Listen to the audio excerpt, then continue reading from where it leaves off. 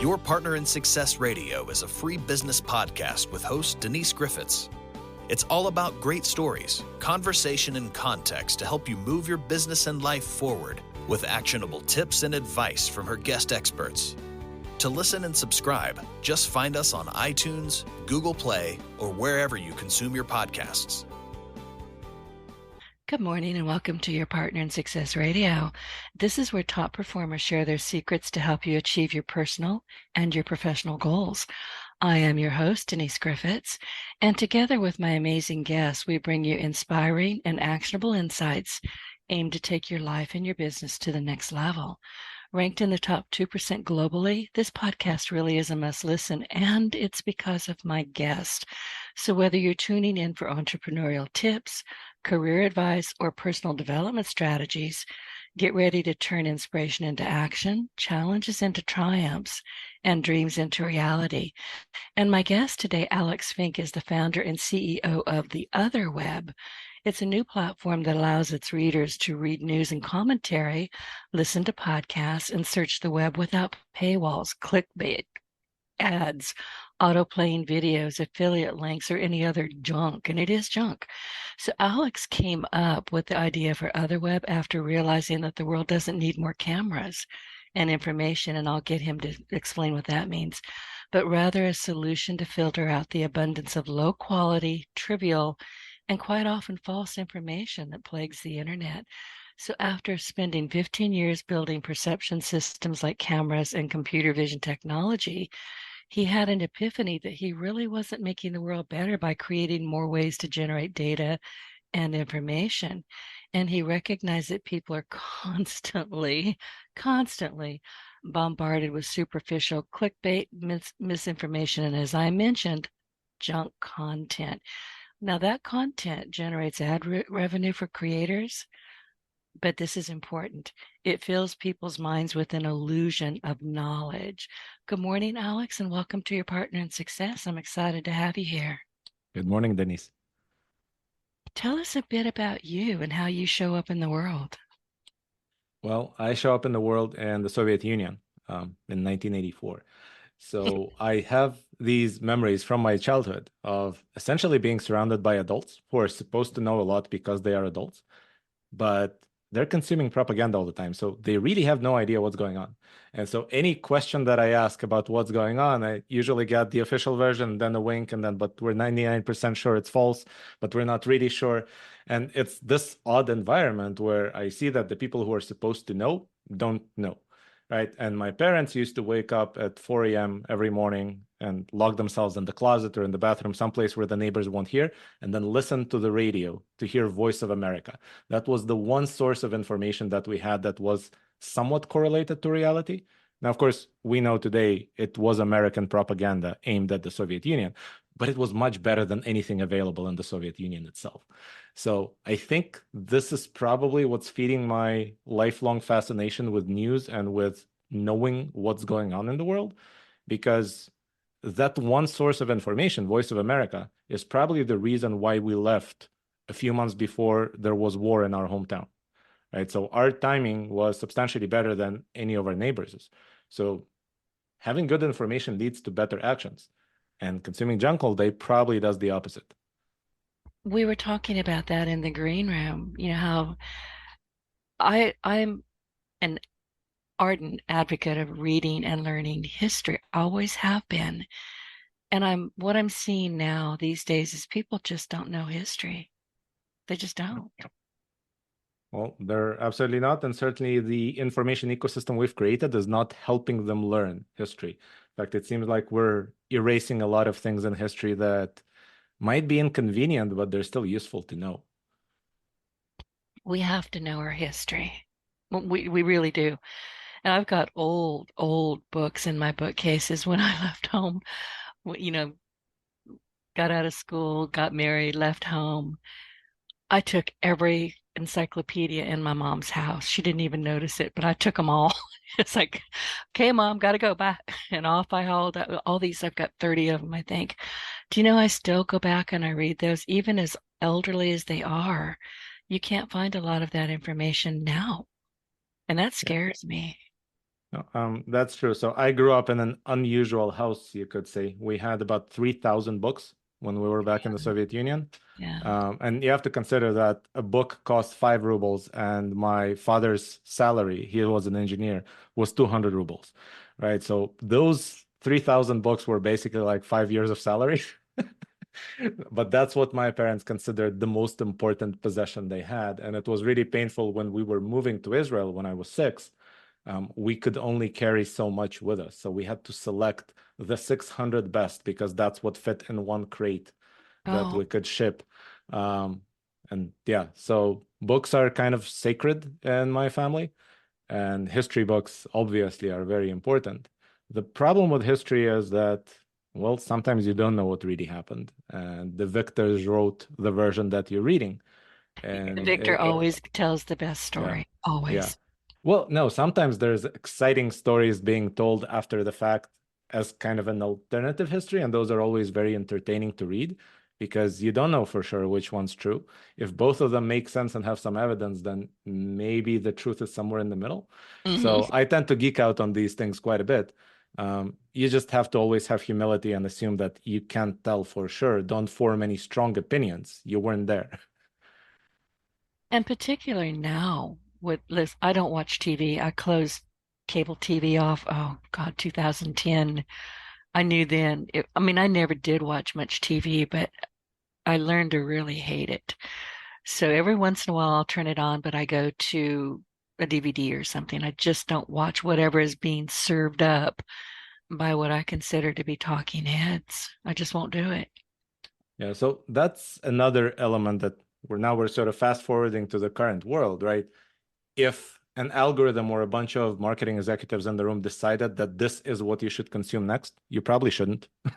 Right? That decision wasn't made with your best interest in mind. It was made with the goal of getting as much of your attention as possible to use it for somebody else's needs, right? So you're not getting value in this deal with a cable TV channel or with YouTube or with any other free platform, essentially.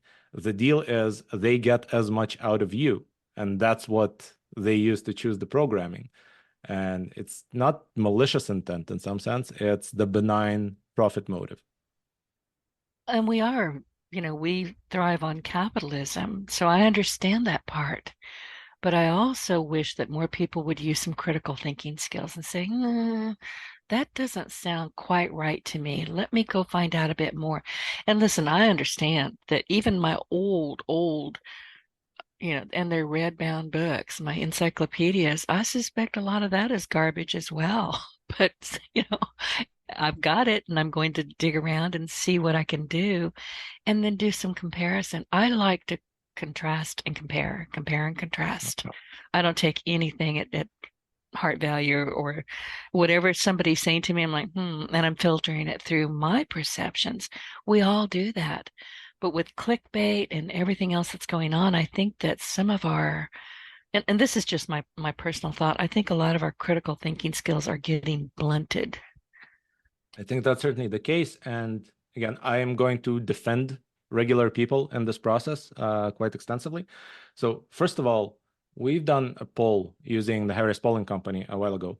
And a few of the questions we were asking were like, do you think the following sentence is true or false? And one of the sentences we asked was, I spend more time today consuming political news than I did 5 years ago. More than 80% of the respondents said yes. So they're spending more time.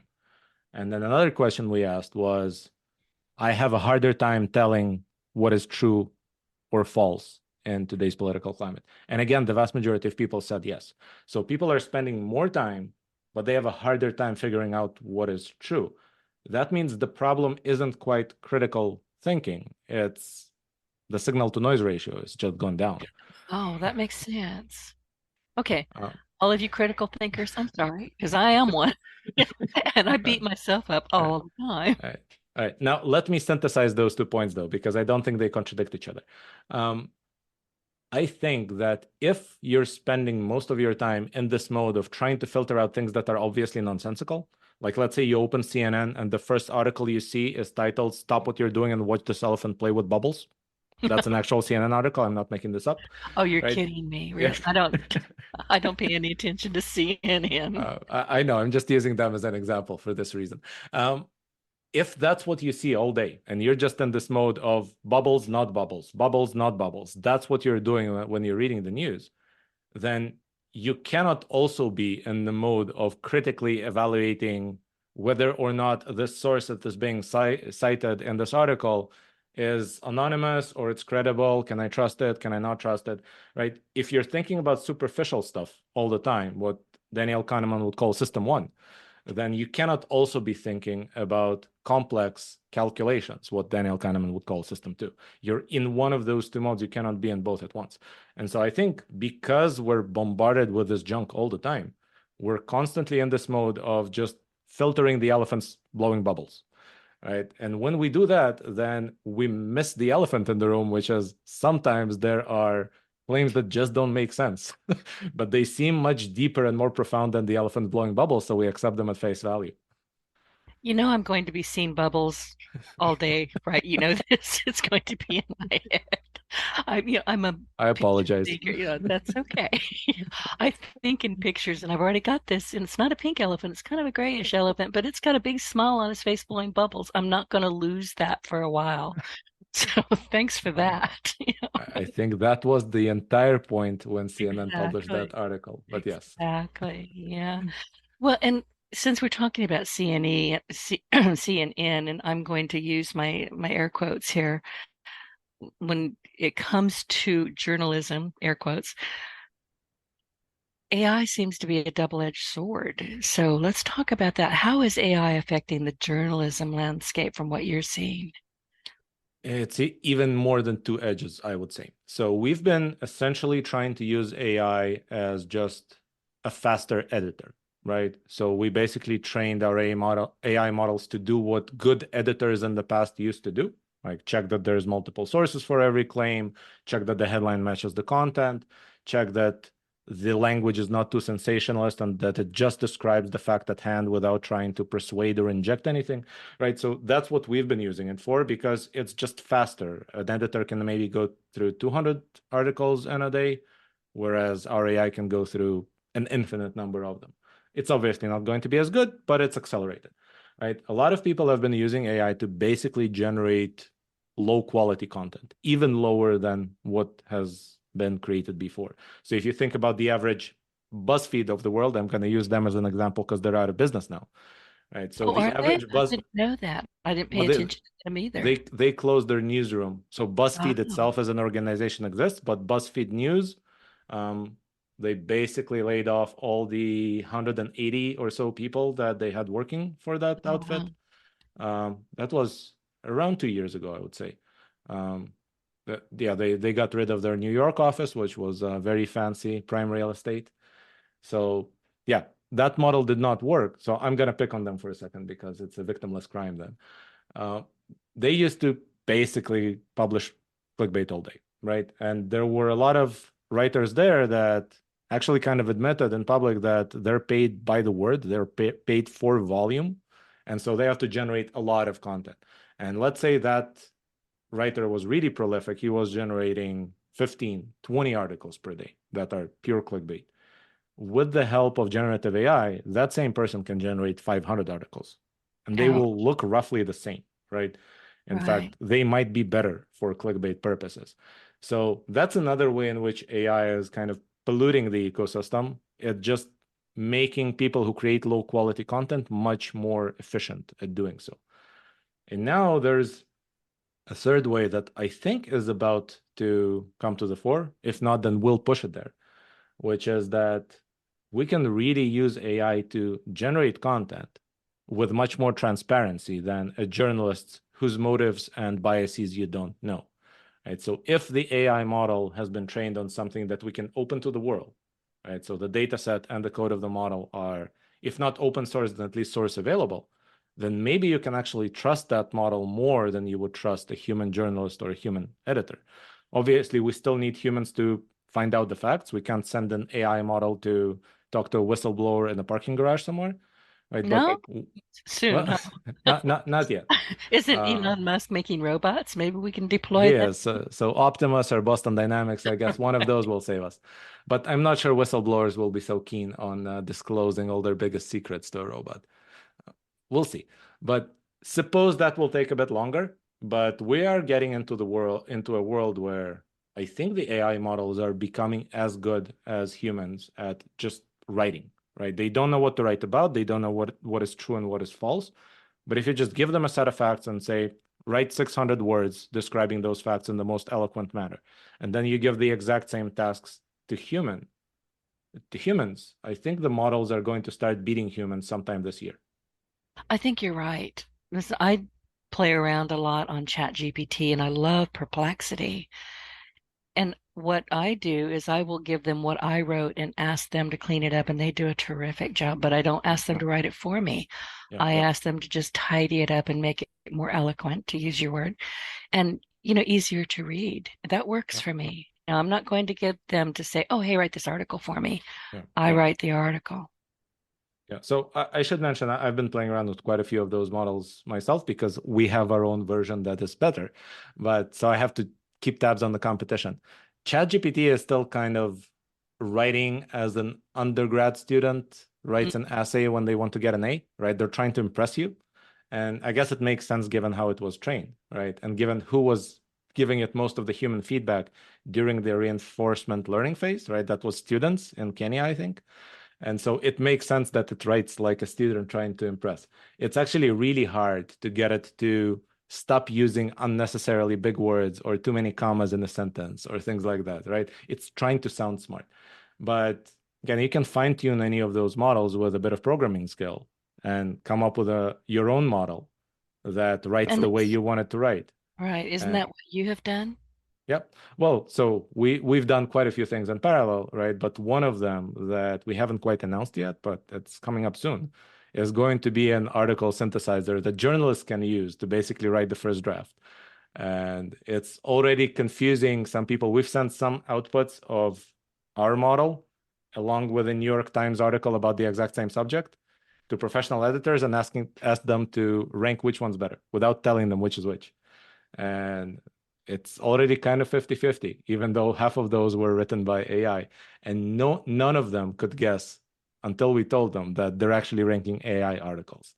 So it's getting to the point where, surprise, surprise, a model that was trained on human text is able to generate text that looks like something a human would write. And if you train it only on text that was written by the best humans, right, the professional journalists and writers, it's going to start sounding like them. So it's getting really good. We should still be very careful and not use it out of scope. Don't ask ChatGPT to tell you whether something is true or not. How on earth would ChatGPT know that? Right? All it did was read the internet, and most of the internet is junk. Exactly. And I wanted to, since we're talking about journalism in a roundabout kind of way, is journalism really worse in quality, kind of like what you were just talking about with your comparisons? Or has bad journalism just always existed to some degree? I think it's always existed, but the question is what was incentivized over the past 20 years? And I think that sometime around 2003, we became really, really good at tracking advertising online. We could track every click, we could track every view, and that was not possible until then. And so the moment that happens, since most content is monetized using advertising and most ads started paying per click or per view, now you had this constant pressure on all content to basically evolve towards whatever maximizes clicks and views. And that happens to be clickbait. So I think journalism has gotten worse. Even the best outlets had to essentially relax their standards. And if you just search, let's say the New York Times, I'll keep picking on them. Search how many articles they published in the past year with a single anonymous source corroborating their claim. And then search the previous 4 decades. And I think this year they had more than in the previous 4 decades. It's just the standards are becoming looser. There is no way what gets published right now would pass editorial review 20 years ago. But they have to publish now because if not, somebody else will beat them. Whoever publishes that same story first, even if it is without any proper sourcing and it happens to be false, will still get more eyeballs than whoever comes in 3 minutes later. And so the standards are much looser. I think the only types of outlets that maintain their standards and haven't changed a thing are either news agencies like Reuters, AP, things like that. They have other problems, but they don't have editorial standard problems, at least. And the other one is financial press, especially outlets like the Financial Times that are really expensive and therefore insulated from the pressures of advertisers. They maintain their standards, but most people can't read them because it's $400 a year to get Right. access. So Right. And see, when I see any article, I don't care who wrote it, where it appeared. If I see anonymous, I just assume it's a bald-faced lie and I keep on moving. right. Well, so for an article by itself, I would say I actually take the purest approach and I want to read even if I don't know who wrote it, right? There's been actually a few good authors online in past years who wrote under a pseudonym, and that Really? was still useful to read. Right? Okay. Well, historically, that happened quite a bit. I think the American founding fathers published their stuff under pseudonyms, right? Yeah, they did. Yeah. But still, it was still worth reading, I assume. So at that level, that's not a problem, right? Because a person could be writing, but stating facts that are corroborated by something else, right? And in that case, I don't care who the author is, I'm reading the facts. But if the writer, even if it's a named writer, makes a claim and their proof that the claim is true is an anonymous source, I have strong doubts, right? Mm. I understand why sometimes you have to do this, like Watergate, you probably need an anonymous source, right? Pentagon Papers, you probably need an anonymous source. Everything else, though, you probably need two named sources. And that's the old editorial standard we used to have for every newspaper in the country until 5 minutes ago. It's a shame. It really is. When I was a kid, I was thinking about this before we jumped on the call this morning. When I was a kid, my parents were very politically not motivated, but interested. And, we spent time around, the local mayor and, the different elite people. I guess I didn't know they were elite. I knew that I didn't trust them, even as a child, because I would listen to what they were saying and I would watch what they were doing. And I was told as a kid, oh, these are the smartest people in the room. Actually, they're not. In some cases, they were downright dumb, but they had charisma. They could speak well. People liked them. People trusted them. And I'm looking at them going, huh, I have all of my life been deeply suspicious of political people, Yeah. particularly career politicians. I think I'm going to defer to the eloquence of Douglas Adams here, who said anyone capable of getting themselves elected into office should on no account be allowed to do the job. Exactly. And I felt that way as a kid. Apparently, I was very smart as a child, but and the older I get, and the more I read and watch these people, the more I think, who let you out of the bathroom today? Who tied your shoes for you? I mean, I have very little respect for particularly career politicians, but Well, it is what it is. yeah, it's a pretty questionable profession choice.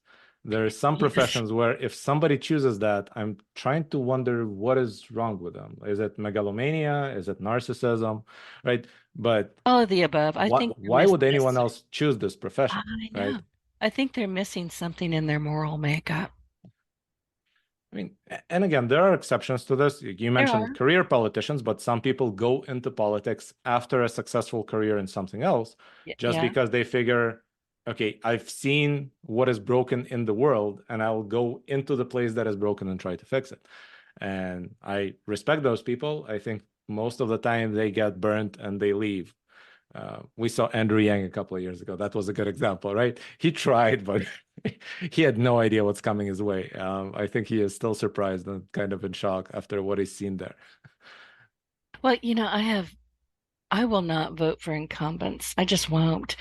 And I have this sign on my door that says if you weren't invited or I don't expect you, don't knock or ring. And come political silly season, here come the politicians, and I call their little door hangers spam. They just I won't open the door to them, and I have a glass door, so if they can see me looking at them and saying, "Look at the sign, read the sign, can you read?"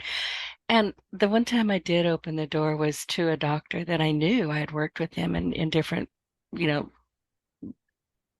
I just lost my train of thought with different free clinic type of things, as a one of those political things where you go in and you just do some volunteering of your time. I can't even talk today. Nice man. Really liked him as a doctor, but he got into politics and he made it twice. And then he decided that he was not going to win the third time. So he was going to switch to another, spot in the government. And he came, "Oh, Denise, it's good to see you. I'd like your vote." And I said, "No, I'm sorry." And I told him why. I said, "Listen, you did your time. I think you did some good work, but it's time to go back, as the founding fathers meant, to your real work. I cannot vote for another incumbent." And he did lose that time. But I mean, Yeah. he was shocked I wasn't ugly about it. I was just, "No, I'm sorry, I can't. You're an incumbent. You've been there twice. You've been there long enough. I cannot vote for you." I wish more people would do that. Just say, "Nope, you've done your time. Yeah. Moving on." Well, I think it would be nice, but this is in the realm of just dreaming. It would I be nice know. if we had I not just know. term limits for some specific jobs, which we also need, right? But Mhm. if we had the limit on how many times you're allowed to job hop inside government, because the system we have right now results in odd situations like second terms of governors are almost always devoid of any governing, right? They're spent campaigning for a possible run at the presidency. That's what a second term is for in most states in the US, especially the big ones. And so you're looking at that and thinking, okay, can at least the state fix it so that they have a functioning governor most of the time? Like put a cool off period into the state constitution. It's not that hard. But I don't know. No state in the US has that as far as I know. And that's a little odd No, to me. Now, they speaking of don't. signs, just so that you know, I also have a sign on our front door that says, "Don't ring the bell, don't make it weird." It works most of the time, but occasionally somebody rings and I open the door and they start talking and I like pause them with my finger, point to the sign and close the door. I have done that. know? I mean, I'll be standing there looking them dead in the eye, going and pointing at the sign. It's been there as long. I bought this house in 2005. That sign has been there since 2005. UPS won't ring my doorbell. They're scared. They know better. I've had that happen too. Somebody brought a delivery from Uber Eats and got like paused in front of the door and didn't know what to do next. I actually have to put in my little notes, please do knock and ring or something. Let me Yeah. know you're here. But yeah, it's crazy. I wanted to ask you, and we've talked about clickbait and we've talked about outright fake news and misinformation. How is your company working with this? How are you helping people to get past this? So the way we started was first we thought if we're trying to help people consume higher quality information, let's try to define what higher quality is. And we came to the conclusion that the easiest way to define higher quality is to list all the things that we definitely know are bad, learn how to detect those, and then basically define quality as 100 minus all the penalties for stuff that you did that is wrong. Right? So you mentioned clickbait. Clickbait is pretty easy to define. It's an attention-grabbing headline that doesn't match the body of the article. So we trained the model to detect that just as well as a human editor would. And then we defined about 20 of these negative traits. And now we have models that detect all of them. We calculate an overall score that people can sort articles by, but we also give people additional information. So if you go into our newsfeed, you will see that every article has a bullet point summary. So you don't have to rely on the headline. You can look at the summary of what's in the article. And maybe that doesn't interest you and you just don't want to read the article after you read the summary. And we also have a nutrition label next to each one, where basically all the outputs of the models are shown to you so that you know everything we know about this article, or at least most of it. And that basically helps people select for themselves. It's not that they're relying on us for the selection. They just have more tools to select. We also implemented a whole bunch of customizations that people can do. So for every topic, there's a slider where you can set exactly how much you want from this topic, like how many articles. For every emotion that an article is likely to evoke in you, you can also set a slider that says how much do you like getting this emotion from articles. So if you don't like depressing articles, you just push the depressing slider to 0, and you won't get anything that our models classified as possibly depressing. Likewise, if you want educational content, you can maximize that, right? So it's really up to you. We want the user to be in control of their feed. And that was everything I told you is what we've done until about a month ago. And then a month ago, we asked ourselves the question, do you really need a news feed? Or maybe we can create a concierge, for lack of a better word, that will do all of this for you. And you will just tell them what you want to hear right now. And it will look through the news, summarize the news for you based on what you asked, and give you the answer. So we're experimenting with that. It's not perfect yet, but we think that once we get this method right, then this concierge will know your preferences. You will be able to tell it how you want to tweak your preferences. And that's just a better way to consume news than to look through a list of items, right? Yeah. Why would you go through 100 articles and pick 3 if you can just have somebody or something summarize those 3 for you in a single answer? Exactly. Now, you founded Otherweb in 2021, if I'm not mistaken. Yes. Yep. And I think you told me in our pre-interview that you have something like 4 million users right now. It's north of 9, so I guess our pre-interview was Really? a while ago. But yeah, so we actually didn't launch the platform in 2021. 2021, we just started developing models.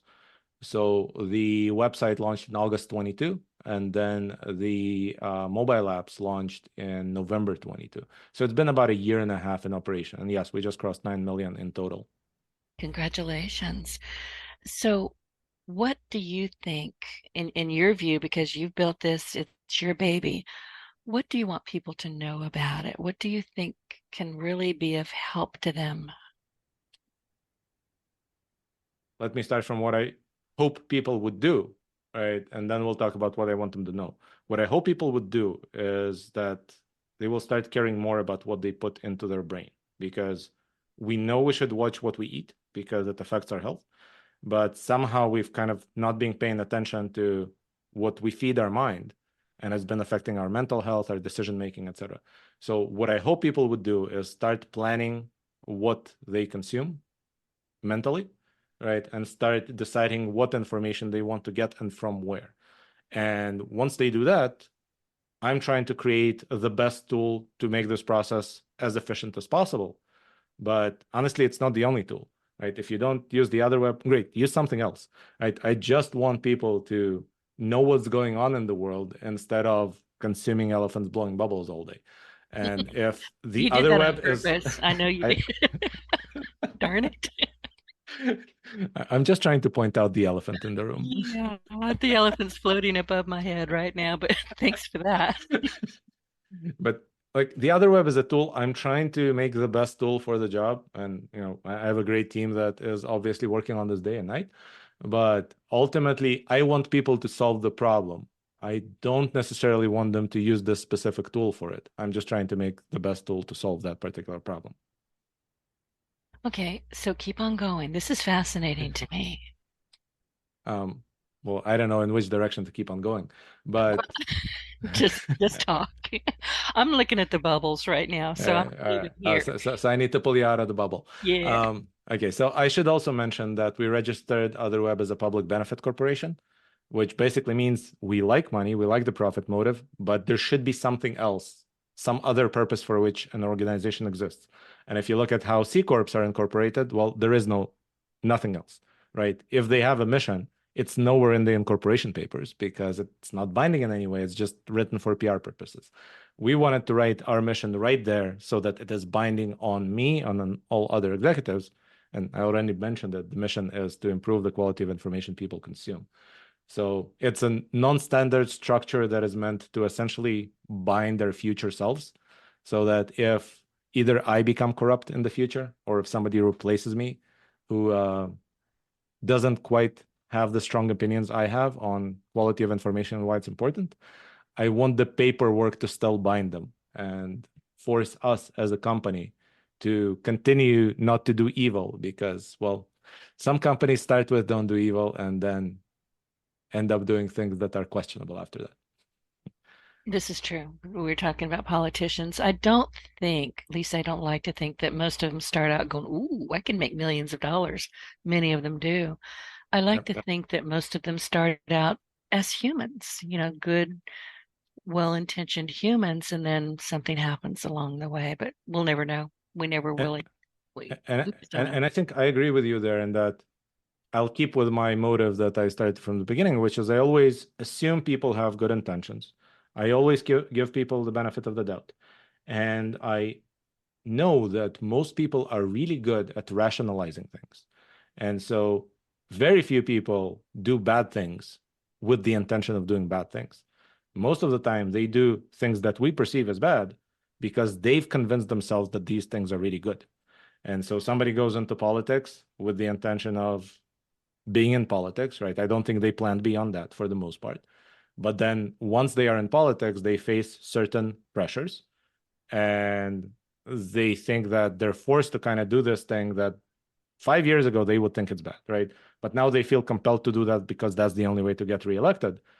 And once they do that, now they come up with a story of why that's actually good for everybody, right? Everybody wants me to be reelected because that's good for society. So even if I break this law a little bit in the corner just to get myself reelected, well, that's still good for everybody. So I really did something good. Mm. Those kind of stories, I think, are what most people tell themselves when they do bad stuff. Oh, I think you're right. So what, I know you started this, but you started out. Tell us your origin story. What were you doing before you did this?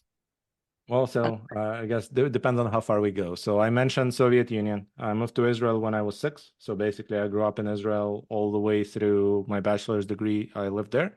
Then I moved to Japan for a year and worked on building video cameras for the Japanese camera makers. After that, I moved to California. I was in Silicon Valley for about 10 years. And I essentially worked my way up first until I was vice president of engineering at a VR camera company. And then I quit and I started my own technical consulting company that was basically helping companies that did something else build cameras into stuff. So my customers were everything from self-driving trucks to baby monitors to companies that made paramilitary equipment and rifle scopes and things like that that were digital and therefore were essentially a video camera inside, right? So anything that captures video and does something with it, whether it's processing it through an algorithm like in computer vision or making it nice and showing it to humans, that was my bread and butter. We shipped more than 35 different products during those 7 years that I ran that company. And then when Otherweb started picking up steam, that's when I wound it down and decided no more cameras for me unless it's a really close friend asking for help or something. Now, how did Otherweb come into your head? I mean, how did that land in your psyche and you knew you had to create it? Well, I've been walking around with a similar idea for several years before that because, again, I had this observation. I didn't quite know what to do with it, but it seemed to me like content quality is becoming worse. People are becoming less informed. And when I tried to diagnose what the root cause is, what is causing this ailment, it seemed like pay-per-click and pay-per-view advertising were somehow at the root of it, right? If you pay per click or per view, then it doesn't just affect the ad itself, it affects the content that the ad appears on. The content is going to become more clickbaity over time. And so I've been walking around with this idea. And at some point, when I had my moments of doubt about what I'm doing with my life, usually it's after I get into an argument with a customer who I consider to be particularly stupid, right? In the camera business. Then I had a conversation with my wife. I complained about how stupid my customers are, or at least that particular one. And she said, well, it seems like you're unhappy with what you're doing. What do you really want to do? I said, well, if I had unlimited resources, I would probably work on this big problem that I'm observing all around me, but I probably can't because, that requires a lot of investment. I'm not sure I can afford it. It's, need to support the family, etc.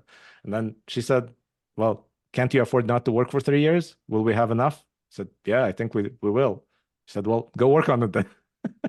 So it was basically Wow, my wife that pushed me to take the leap and good stop for making money her. for a while to try to build something meaningful.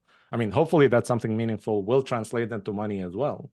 But for now, that's kind of not my personal goal, at least. My personal goal is try to achieve the mission, and hopefully that creates value for people. And typically when you create value for people, then you get money in return for that value.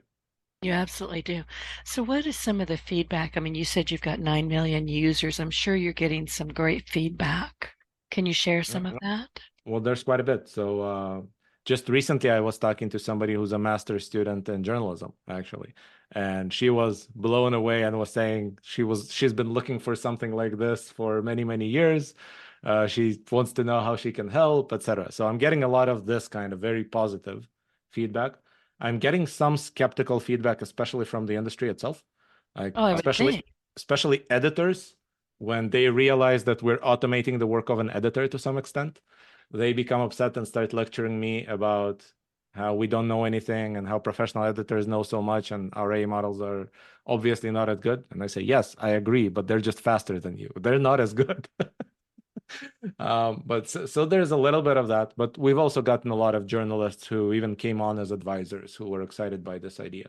And when it comes to the political divide in our country, um, I'm kind of happy to say that the number of angry emails I get from people complaining about the left-wing stuff on the platform is roughly equal to the number of angry emails I get complaining about the right-wing stuff on the platform. So we're balanced in that the number of haters we have from the right and from the left is roughly equal. And that's because we include content from both sides, right? We don't filter out politically. We don't try to tilt the scale. We try to maintain the center as much as we can and open up the overtone window to basically everything from Breitbart all the way to Mother Jones, right? Probably don't go more extreme than that. I'm not sure that people will appreciate that, but we try not to stick to a very narrow sort of strip of what people are consuming. We think people need variety in their diet as well, especially if we already made it easier for them to read more by creating these short summaries. Right. So that's been kind of the approach. The feedback is fairly balanced. At the same time, I'm realizing that the way that AI is going to change this industry will also change the model of the app, right? Because you can't just continue to aggregate articles from journalists if AI is basically reducing the cost of writing content to zero and therefore putting most journalists out of work. You know, the thing with AI, and we hear this everywhere from all corners, oh, AI is going to take my job. Doesn't matter if you're a script writer in Hollywood. It doesn't matter if you're a musician. It doesn't matter if you're me, a web developer or podcast host. Nobody's taking my job. I'm my job. I don't know why people are so panicked over it. Well, if you are your job, then you're safe. But let me use an analogy to kind of explain why I think they have some truth to what they're saying. In 1920, 30% of the US population worked in agriculture. By 1930, 3% of the US population worked in agriculture. Why? Because tractors, right? We automated some elements of the work. And so it's not like farmers ceased to exist, is that one farmer could do the work of 10 farmers. And there's only so much food you need in the US, right? Otherwise, it would just all spoil. And food is not easily exported, right? And I think the same applies to many other things like journalism. And so ultimately, a lot of people, 27% of the US population, just from that decade alone, needed to find something else to do. I think we are about to see a very similar transition for every profession where the output is words. And so that includes journalists and screenwriters, etc. It's not like those professions will cease to exist, but we will be able to do much more than we're doing now with far fewer people. And so a very large number of people will need to find something else to do. And that's scary and that's painful. And people are actually really not good with change, right? I could also argue that that change from the 1920s, the US still hasn't quite recovered from it. No kidding. We still have daylight savings time. We are not an agrarian society. Well, that's one element of it. But also, we still have inner city ghettos that are mostly populated by the descendants of people from the Great Migration of the 20s, right? And so we haven't quite recovered from that. The people who left the South back then, even their descendants right now are poorer than the rest of the population. We haven't been able to fix that gap. And I say we, I wasn't here at the time, obviously. I only moved to the US 16 years ago. But the point is that change is hard and you need to plan for it. And yes, a big change is coming. And I really like what you said about, 50/50 content. I'm going to read both sides because I do want to understand. Now, my eyebrows are going to hit my hairline and I'm going to look permanently surprised at some of it. But I do want to know what people are thinking, but I want it from a decent source, no clickbait. I'm not going to go, oh, I'm left or I'm right, and there's nothing in between. There's plenty in between. Yeah. And take it from an immigrant. I'm constantly surprised. That doesn't matter which side of the political aisle and their content I'm reading, because some things just don't make sense without being in this, without kind of stewing in this American context for a very long time, right? There's many debates here where I don't understand either side because You and like me the both. I'm entire like, what? What did he just say? the entire debate seems kind of pointless, and I don't understand why it exists, but it exists. And yeah, on many issues, I would say both parties, maybe it's because they mostly cater to a certain base of people who vote only in the primaries, and that has been the driving force. Or maybe it's just that because there are no term limits and you can get Yeah. reelected forever as an incumbent, um, you really benefit from issues festering. You don't benefit from solving an issue and moving on. And so Oh, there are a no. lot of issues that are completely solved in the world, like immigration systems. We can Yeah. copy paste from our neighbors and it would be much better than what both sides are saying in the US right now. And there's a lot of these kind of issues where, wait, what isn't that solved everywhere else? Why can't we just pick a model and copy paste? It will work better than any of what you guys are proposing. Now, politicians don't want to cure a darn thing. They're out of a job if they do. Yeah. Well, I mean, Opinion. I politicians don't still know have that jobs. it's a Politicians still fact. have jobs in other places. It's just that Yeah, they don't have okay. job security if they solve it, because now you can pick another politician who's talking about solving something else, right? Yeah, there you go. It's very sad. But again, when we're talking about how you're operating and you're giving people balanced news, both sides, somewhere in the middle, isn't that something that we should strive for as Americans instead of just going, oh, I'm over here on the left, oh, I'm over here on the right. Why? Why aren't you Well, just being an American? I don't get that at all. well, we're somewhat wired for that evolutionarily, I would say, right? People like dividing themselves into teams and painting Yeah. different colors on their face. Oh, there you And, go. you know, like think about any sports game, right? If a referee makes a decision against your team, are you shouting that the referee is right? Or are you shouting something about his mother? Oh my God. Right? One of Generally speaking, people don't care if the decision was correct or not. They only care right. about whether it wasn't in favor of their team.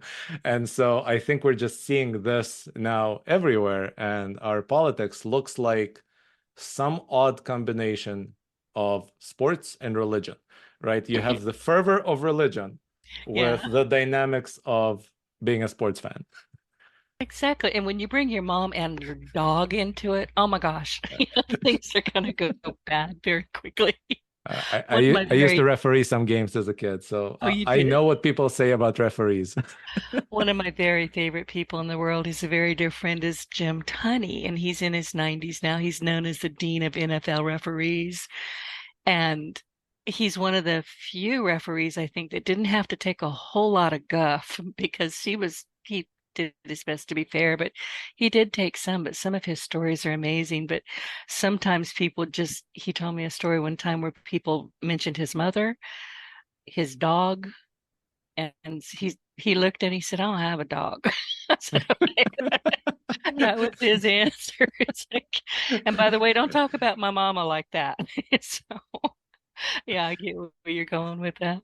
Yeah, but I mean, this is what our politics is looking like, right? It It's is, yeah. it's not like we're seeing something that doesn't exist in any other context. It's just it's being used in the wrong context. This is not supposed to be in politics. In politics, we're supposed to talk about what is the root cause of the problem and what is the fact. Are you sure? Can you corroborate that with evidence? Right? That should be the level of conversation. But the level of conversation we have instead is really the equivalent of yo mama, right? And you're talking about politics here, but that should be the standard for any conversation we're having, whether it's with a checker at the grocery store. If something has you going, huh? That didn't make any sense. You can take a moment and have a conversation and say, really? That's interesting. Where's this coming from? I mean, you don't want to stop the checkout line, but it's, just you should always be able to, in my opinion, say, that doesn't make any sense to me. Can you corroborate that? Yeah. And have a That, decent conversation at all levels. yeah, that reminds me, Peter Boghossian, one of the guys of the big academic hoax a couple of years ago, he actually had a segment called Street Epistemology, where he was walking around trying to convince people of, sensible things where their position was nonsensical on the street. And he was trying to show how you can convince people, even when people are really kind of entrenched in their positions and are really emotional about it. So I'm not sure that I have the patience for that personally. Oh, I know I don't. I try though. Yeah, I but he has a PhD in philosophy, I think, so he can do that forever.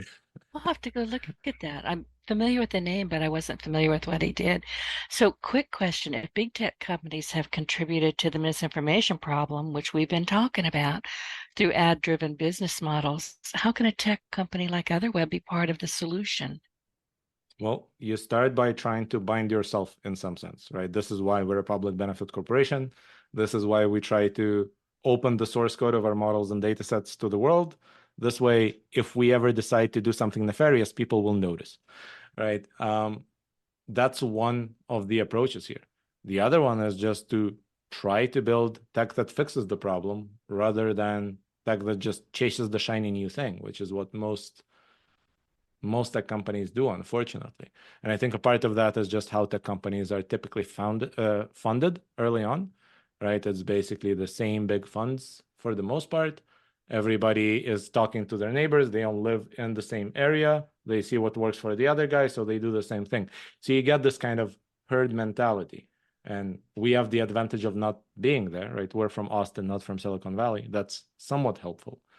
And we also funded the company through crowdfunding. So we have a little over 2,000 investors that all contributed small amounts after trying the product themselves.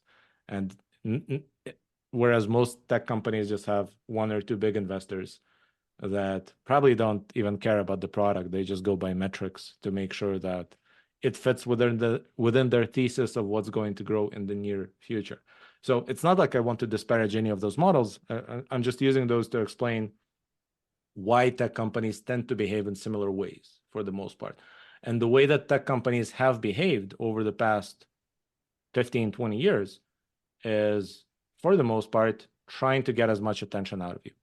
That's been the entire game. And the best way to get attention out of you is to addict you to something so you keep coming back. That's one element. And the other one is to cause you to react in a strong way to whatever is in front of you. So strong emotions are a really good way to make you share, to make you react, to make you respond, to make you like or dislike, etc. And it's not healthy for you to basically have your emotions rattled more and more with everything that you're looking at. It's also not healthy for you to spend more and more time doing things that don't really benefit you in any way. Right? I remember the time when Facebook was celebrating being able to reach this amazing milestone of 20 minutes time on site, right? When the average Facebook user started spending more than 20 minutes on Facebook in a single session. TikTok is at 90 minutes now. Oh my gosh. So, I didn't know that. Yeah, I'd love to get back to the Facebook of 2007. That was so much better in comparison. So it's all going in that direction. The industry is becoming really, really good, but we don't want to be a part of that game. We don't want to take people's attention and use that as currency, essentially.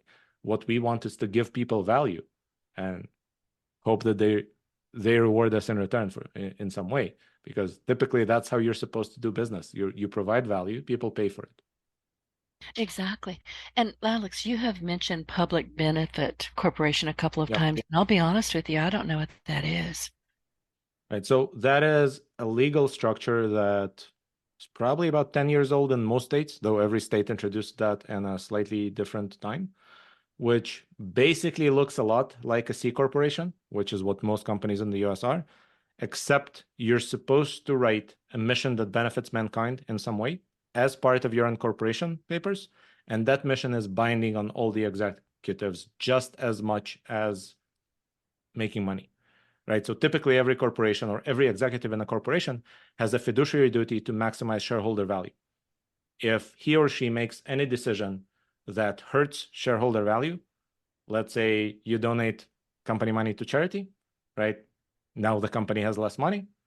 The shareholders can sue you for violating your fiduciary duty. But if you have another mission written in parallel to that, and you make a decision that perhaps makes slightly less money, but in return it maximizes this other mission, now you're protected from a lawsuit. So at least as an executive, you have the freedom to try to pursue a mission and not just to maximize shareholder value. That's kind of the legal structure. There's another element that companies often add, which is being certified as a B Corp, a benefit corporation, right? And we haven't done that because that's a third-party certification. It's not a government structure, and it requires a lot of paperwork, and we don't have the money for lawyers, basically, to do that. But one day maybe we will, because it's still a nice signal to the world that you really care and you're really making all your affairs public so people can see what you're doing to pursue the mission. Thank you for sharing that. I had no idea. I mean, I knew, because I wrote down, ask him what this is, because I had no idea at all. And I'm glad to know that that's how you're operating. So, Alex, is there anything else? We're running out of time. This is fast, fast as 60 minutes on the internet, I'm telling you. What else do you want to share with our audience before I very reluctantly let you go? I'll go back to something that I said about half an episode ago, which is I really hope people start paying attention to what they put into their brains. It's really important, right? Your brain is a wonderful machine. It has this perfect information processing machinery in it.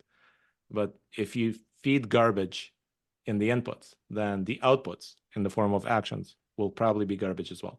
So I think people need to start being very careful about what inputs they allow to enter their brain, be much more selective, and be much more mindful about it. Plan it in advance, right? How much, like you mentioned that you have old encyclopedias and books. It sounds like if you plan your information diet, you should plan some time spending with those books and not just on Instagram or TikTok or whatever, right? And the same applies to all the people listening to us.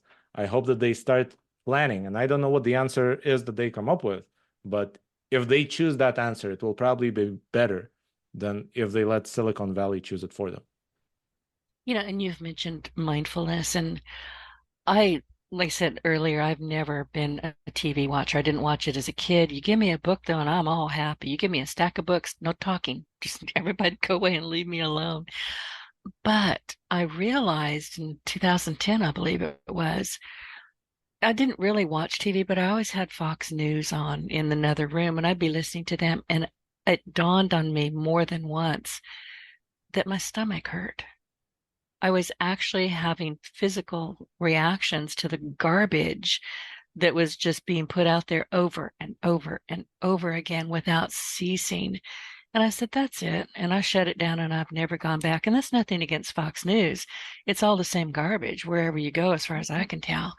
But I would suggest to our audience, if you're reading and consuming and listening to things that are giving you physical issues, pay attention to those things. If your head's hurting, if your stomach's hurting, if you're shaking your head, pay attention and get away from that news. And if I may add one more thing, because this is an interesting topic to dive into. There was a study done after the Boston Marathon bombing where the researchers looked at people who were present in the bombing and actually experienced the blast and compared them to people who watched at least 4 hours of news coverage of the bombing on TV. And the people who watched the news coverage were more likely to have PTSD than people who were there at the event. So you probably want to see coverage of an event like this. It's obviously very important, but think how much. 5 minutes is probably okay. 4 hours Right. is clearly worse than experiencing a terrorist attack and being there in the blast radius. You put me in mind of September 11th. I was driving down the street. I was going to go pay a bill or something, heard it on the news and came back home. Instantly turned. I don't think I paid the bill that day. My ex-husband got home later that day, and I was sitting on the window seat with my cat. His name was Sawyer, you little bastard Griffitts. And he literally was on my chest, and I was wiping my tears on him. God bless him. And he didn't say anything. He sat down and he watched it. The next day he came home, repeat. I was watching the same stuff over and over and over again. And he grabbed the remote. He said, "Is there anything new?" And I said, "No." He said, "You've seen it all. You have to stop." And he was right. Yep. Yep. And that's exactly the point that we're kind of coming in a circle to, that you should plan how much of everything you want to get, because even if something is good in moderation, like, it's good to have dessert from time to time. It's not good to have it 6 times per day. And news is kind of like that. It's good to get it from time to time, maybe 10 minutes or 15 minutes in the morning with your coffee and newspaper. But it doesn't make sense to have it in your Instagram feed and your TikTok feed and on Facebook and on TV all the time while you're doing something else. All of that is just pollution. And I think it's physically damaging and mentally damaging a lot of us. Yep. And, I don't have any data to support that. It's just a feeling, based on my own experiences, but turn it off. Get what you need, turn it off, and go about your business. It seems like all the data we need to corroborate that claim has already been published by a Facebook whistleblower. So, there you go. Well, listen, thank you so much for being here with me today. I sincerely appreciate your company, and this has been a fascinating conversation. So I think you already shared your last thoughts, but how can people connect with you on the web, and how can they find Otherweb? How can they get there? We're on otherweb.com. And you can email me at alex@otherweb.com if you like it. If you don't like it, then definitely email me and tell me what's wrong with it so I can fix it. Well, there you go. Well, thank you. Well, listen, to our audience, as we conclude today's episode, your feedback means a lot to me.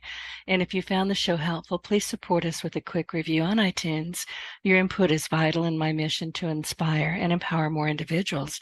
So don't forget to hit subscribe, leave a review, and share your Partner in Success Radio with friends and colleagues. And be sure to find Alex Fink on the web and go look for Otherweb and connect with him. And thank you for tuning in, and I will see you next week. Alex, again, thank you so much. Thank you so much, Denise. Get your voice heard. If you would like to launch your own far-reaching podcast, contact Denise Griffitts at yourofficeontheweb.com and go to the podcast tab.